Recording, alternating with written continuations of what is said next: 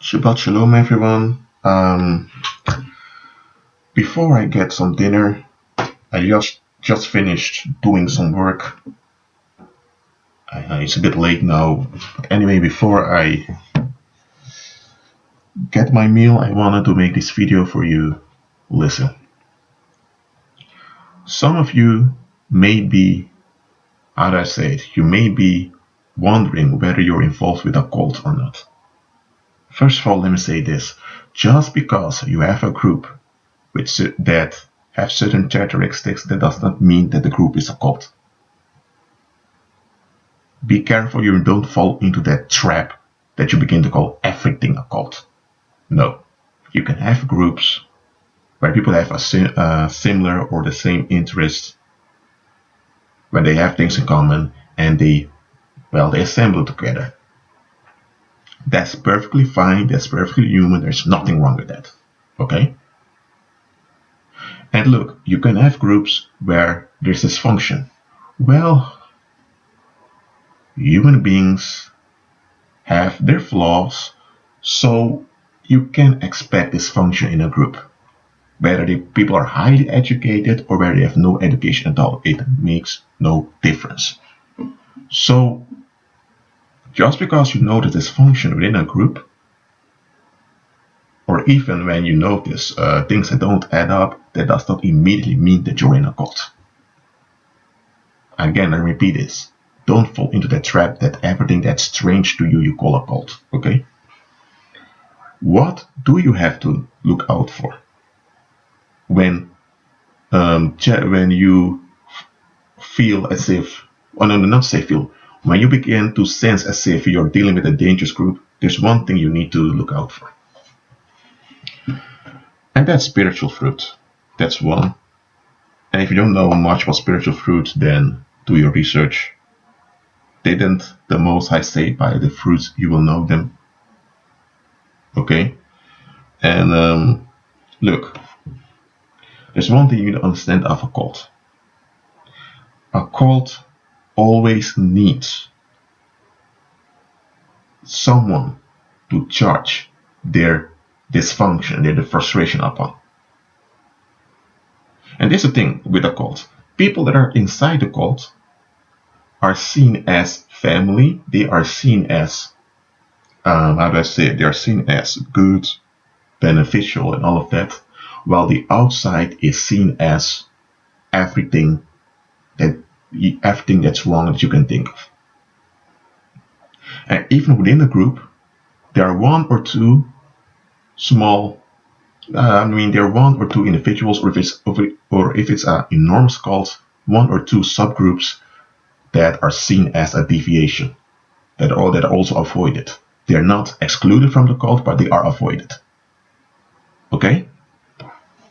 Now, why is this?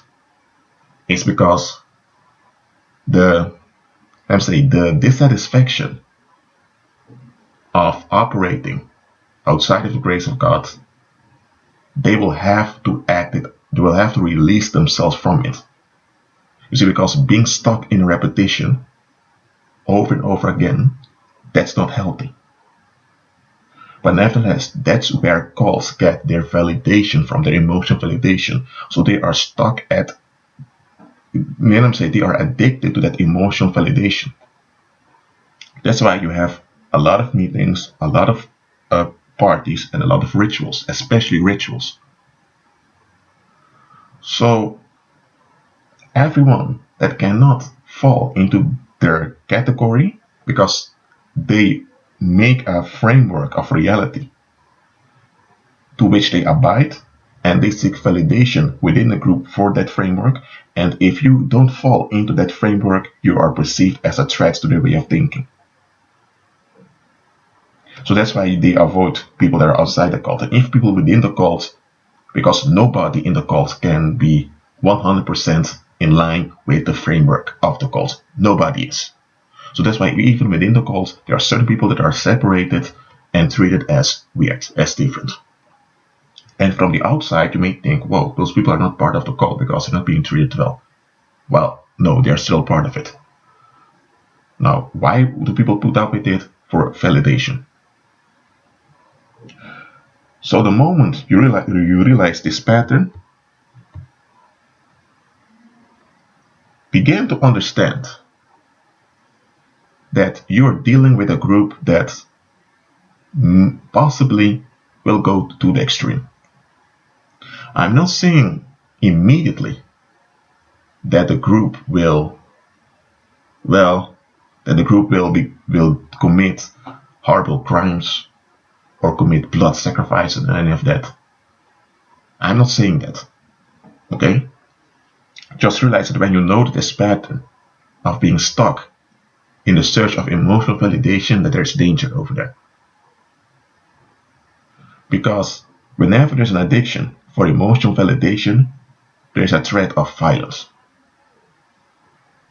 And look, if you're in a group or a part of a group or some groups and there are disputes, you can solve them. You can work things out. For this place of forgiveness and all of that. But when you notice that you're systematically labeled as the one with a dysfunction, as the one that they always have to find something wrong to say about you, they always have to say something wrong about you, they have a hard time saying anything good about you. Now listen, it can be that you've become the scapegoat of that cult without you being aware that you're in a cult and without you even being aware that you're being scapegoated. And you see, a cult does not have to be an established organization. It can also be a free association, like a civil rights movement. It can also be your relatives where you grew up with. And this is a hard one for people to swallow. Some dysfunctional families are cults. There's one individual within that family that people have contention with, but nevertheless they always agree with that individual in that individual's face. And that individual is kind of the leader of the family. He or she doesn't have to have an established role, but people somehow give in to all the toxicity, to all the toxic behaviors, I mean. And the other relatives they choose to be blind. For example, you can have a child molester in a family that's a grandparent that has abused his children, but the rest of the relatives pretend it never happened, and when one of the children speak out, he or she is shamed and sometimes even violently attacked by the other relatives.